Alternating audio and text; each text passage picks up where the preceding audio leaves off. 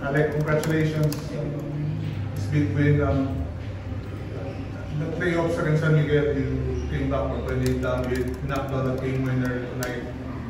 The three in the past seems becoming a habit for you against big teams.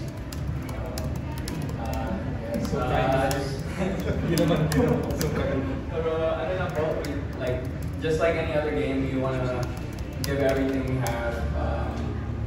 That was, credit to our bench guys, Kirax, BJ, they really stepped up in the second half, and I wouldn't have done it by myself, so Justin was big, checked out a little bit on the board, so it was a collective effort for us, and I think it just came down to my hands on those last second shots, and just work on those.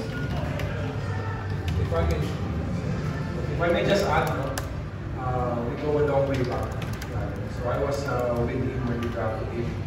He's the post-COVID, it's COVID, when we drafted him. Bubble draft. So you see him coming out of FTU. He's a slip into the legs, right? But for all the aspiring bowlers out there, yung hard work at saka yung the hard work and the dedication that you put in the game, hindi madidipit ng kahit ano yun. Hindi rin mabibili yun, it's right here. You see him the ball with someone an all-star caliber. Totoo. I mean, you would agree with me on how that blossom yung career nito.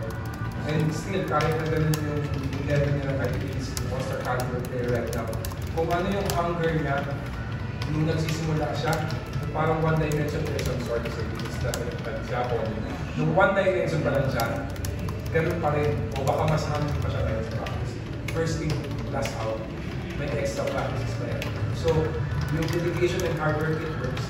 It really works. Kung wala ka, at gusto mong i-develop, ito yung text naman yung dedication and hard work.